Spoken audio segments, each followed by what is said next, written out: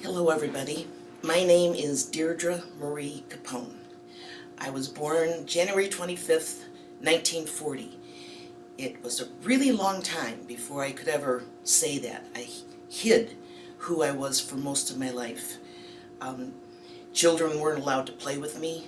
Um, I was never invited to anybody's birthday party. I'd invite people to my birthday party, but nobody would come.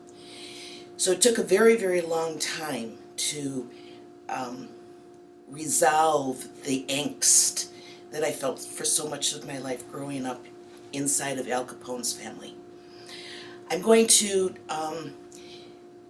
give a different side to Al Capone during this presentation.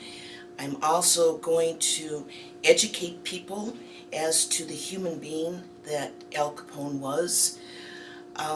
But again, it was very, very difficult. I didn't even tell my own children their heritage until they were teenagers. One day, one of my sons, Bobby, came home from school, and I asked him what he was learning in school that day. And he says, "Oh, we're studying about this gangster called Al Capone." My heart probably split into about 40 different pieces. And I went to my husband and I said, "Honey, we're going to have to tell the children their heritage before they find out from somebody else." It took all the courage that I had inside of me to call the children into the kitchen that evening after they were all home. And I said, "Kids, I've got something to tell you." And they knew something was up. You know, their eyes got really big. They didn't know what in the world I was about ready to tell them. And I said, "I just need to tell you, I was born Deirdre Marie Capone. Al Capone was my uncle." The children looked at me, the four of them, then they looked back at each other. They looked back at me, and the four of them in unison went, "Cool, Mom."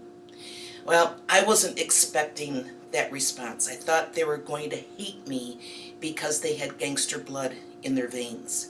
But instead, they started peppering me with questions, asking me things. I got out the family album. I started to show them. And I also reacquainted them and myself, with my Capone heritage. You see, I had a chance to leave Chicago in 1972, and my husband and I went up to Minnesota. We started a business up there. No one up there knew who I was. So I literally started my life all over again at the age of 32. I discovered that I really did have some strengths. I'm an amazingly strong person, and I've done amazing things for a woman my age. And I really do credit very strong genes. And the Capone genes are really good. I mean, if you just look at the things that Al Capone did in my grandfather, Al's older brother and business partner.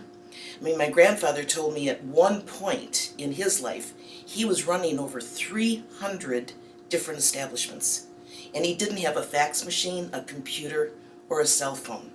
And they all worked, and worked amazingly well. So I'm going to tell you about me, and in some other presentations I'm going to really tell you a lot about the Prohibition era and also Al Capone himself.